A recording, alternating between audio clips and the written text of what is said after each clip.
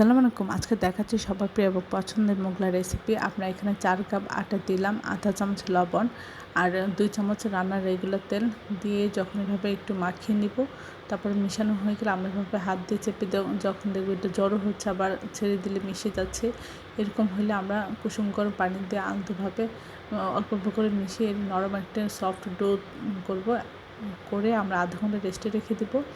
আমরা এখানে পরিমাণ মতো পেঁয়াজ কাঁচামরিচ নিয়ে 4টা ডিম ভেঙে এখানে আমরা মরিচ পেঁয়াজ এবং লবণের সাথে আমরা ডিমটা মাখিয়ে নিব। তারপরে রেখে দিয়ে আমরা এখন ডোটা দিয়ে আমরা পরোটা তৈরি করব। যখন এটা নিব, এটা অনেক সফট নরম হবে এবং অনেক বড় রুটি হবে। হোটেলে যেরকম পাতলা বড় হয় ওরকমই আমরা এভাবে ডিমটা মাঝখানে দিয়ে 2 পাশ থেকে ভাঁজ করে নিয়ে এসে 2 সাইডটা ভাঁজ করে হাত দিয়ে চেপে দিব, যেন ডিমের পুরটা বের হয়ে না যায়। এভাবে আপনি খুব সহজে এই মোগলাই রেসিপিটা তৈরি করতে পারেন। এটা খেতে এতটা সুস্বাদু হয়েছিল যে মনে হয়েছিল হোটেলের থেকেও অনেক সুস্বাদু হয়েছে।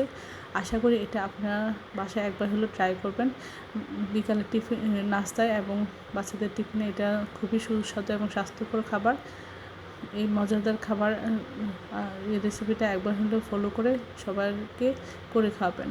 সবাই আমার চ্যানেলটি লাইক এবং শেয়ার দেবেন, সাবস্ক্রাইব করবেন এবং প্রিয়জনকে বেশি বেশি করে শেয়ার দেবেন। আমার চ্যানেলে সব রকম রান্নার রেসিপি রয়েছে, আশা করি দেখবেন।